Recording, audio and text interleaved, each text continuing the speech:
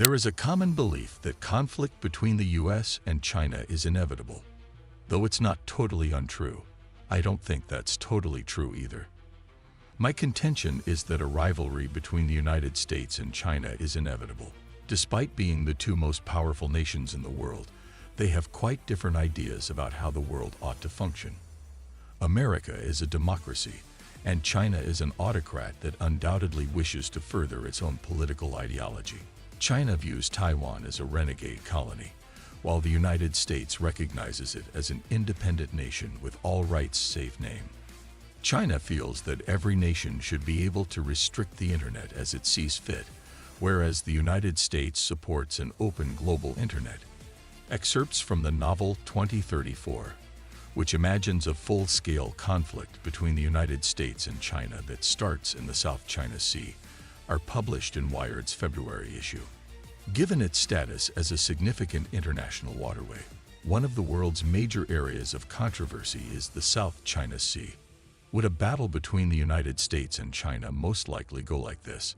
Although I don't think it's the most likely scenario, I do think it's feasible. Section 2. Military capabilities and strategic concerns. In a war, China might be able to beat the US, and I believe that this is particularly likely to happen if the battle involves Taiwan. China might devote its whole military might to the fight, because Taiwan is barely 100 miles from the Chinese mainland. Without ever leaving the Chinese mainland, the Chinese military might launch strikes against targets in Taiwan. Conversely, the United States military would be functioning from vast distances, mostly from two locations in Okinawa, Japan, the only two U.S. military installations within a 500-mile radius of Taiwan. China currently has missiles capable of destroying those bases in a surprise attack, a la Pearl Harbor. Then the United States would have to conduct business from Guam, 1,800 miles from Taiwan. Given that American fighter planes run out of fuel after 500 miles, this is a serious issue. For good reason. American defense planners can't sleep at night worrying about these nightmarish possibilities. It is undoubtedly true that China is monitoring U.S. data. All nations spy on one another, but China stands out for the volume of its monitoring and espionage. For instance, it was discovered in 2014 that China had breached the Office of Personnel Management, taking the most private, intimate details of U.S. government employees, including CIA agents. In the same year, China gained access to 78 million people's medical records through hacks into Anthem and Marriott, where they stole credit card and passport information.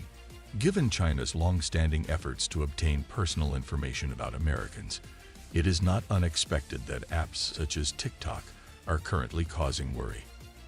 An app like TikTok basically just needs one update to turn into become spyware after it is installed on a user's phone. There is a great deal of concern, and I think it's reasonable for all these reasons. Section 3. CIA activities and influence. Indeed, the CIA is supporting anti-Chinese organizations. The CIA has previously engaged in this activity. For example, during the Cold War, when China was annexing Tibet, the CIA provided financial support to Tibetan rebels, even though they were ultimately defeated in combat. We simply don't know what the CIA has been doing since then. Nonetheless, the United States' support for the Taiwanese government serves as another proof, according to the Chinese, that the U.S. is obviously interfering with their domestic affairs. That is undoubtedly true, in my opinion, even though it might not be through some of the groups that people have assumed.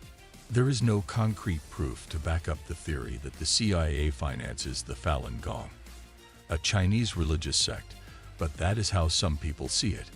The Falun Gong went on to found the Epoch Times which is currently disseminating false information and conspiracy theories throughout the United States, essentially turning Americans against one another.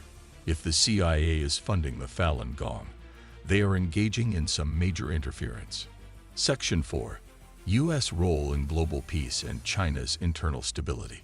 The largest danger to international peace is the United States, in my opinion, but I also think that the United States has the greatest opportunity to contribute significantly to world peace.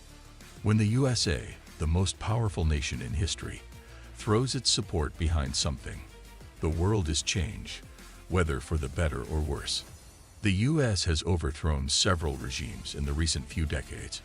With military installations on nearly every continent, it is the nation most equipped to wage large-scale conflicts outside of its boundaries. Take a look at Iraq, Vietnam, and the number of disasters. The list is endless. Some achievements, though, are harder to see. The network of American alliances that grew following World War II is one that I would want to draw attention to. Numerous countries have received security guarantees from the U.S., which has contributed to the establishment of peace zones worldwide. Most allies of the United States have never experienced major military conflicts or invasions, as was customary for millennia previous to 1945. Countries were largely permitted to refrain from building sizable militaries to guard their borders or engage in resource or market access conflicts.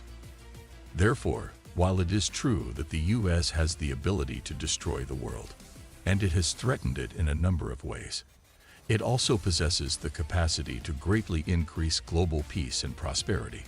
Regarding the assertion that the Chinese government is on the verge of disintegrating, I find it highly improbable. There's no doubt that China has the best internal security force in the world. Take the American legal system and multiply it by 3 million security guards, 2 million internet sensors, 600 million surveillance cameras, and a body known as the People's Armed Police. Basically, a 1.2 million strong army focused on the internal affairs of China. In summary, the Chinese Communist Party is a formidable opponent that is unlikely to give up easily. A split among the top would be the only scenario in which the Chinese Communist Party would collapse. That was the situation before the events at Tiananmen Square, where reformists and hardliners clashed, and the party almost fell apart. However, I believe that the leaders of China have practically taken the lessons from Tiananmen. They understand that they will either hang together or apart. Xi Jinping, who has eliminated thousands of his political adversaries, is the one who has embraced this lesson the most. He has surrounded himself with supporters at the top of the Chinese government and even inserted himself into the constitution. Xi Jinping has undoubtedly made a lot of enemies by taking down strong Chinese families, but his iron hold on power and his personality cult will make it very difficult to remove him for the foreseeable future. Section 5. Economic power and future superpower status. Under President Trump, ties between the United States and China have essentially gotten worse. The first American president to genuinely engage in full-spectrum competition with China is Donald Trump. He oversaw the most aggressive use of tariffs against China since World War II and oversaw a major increase in U.S. military might aimed against East Asia. It's a really direct and forceful policy. But I don't believe that this change in U.S.-China ties was entirely Trump's doing. I believe that a portion of it was genuinely a response to China's own escalation of global hostility. Over the past 10 years, China has grown significantly more assertive, powerful, and autocratic. Therefore, I think the Biden administration will see a continuation of the current trajectory in U.S.-China ties. The necessity for the U.S. to take severe measures with China appears to be the one area where Democrats and Republicans can agree. The primary distinction is that Biden emphasizes alliances and multilateralism. It's more a matter of different strategies because he is attempting to form an alliance of democracies. However, the United States' basic strategy towards China will essentially not change. Is China a superpower or not? Not quite yet. There are a few fundamental elements that analysts look at when analyzing what makes a nation powerful and what has fueled the rise and fall of great powers throughout history. The first is obviously wealth. Investing in technological progress and purchasing different types of influence need substantial sums of money. In case things go ugly and they have to use force to get things right, you also need a sizable, strong military. You also need a worldwide story or philosophy that will persuade supporters and collaborators to support your mission. China is a very significant nation. Yet it still trails far behind the US for all these reasons. China has only one friend, North Korea, whereas the United States has 3 to 4 times the wealth of China, 5 to 10 times the military power projection capabilities, and approximately 70 allies. Only around 2% of international financial transactions use the currency of China. The majority of transactions involve the US dollar, which is the world's reserve currency. Furthermore, despite recent setbacks, America's soft power and appeal to the world still outweigh China's. You can't truly consider China a superpower on par with the United States, at least not just now, with such disparities in terms of wealth, military prowess, and friends. China's is one of the economies in the world.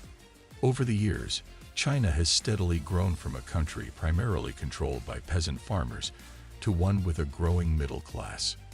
Yes, China has an extremely high gross domestic product, GDP, when you take into account that prices for food, clothing, and haircuts are lower there than in the US.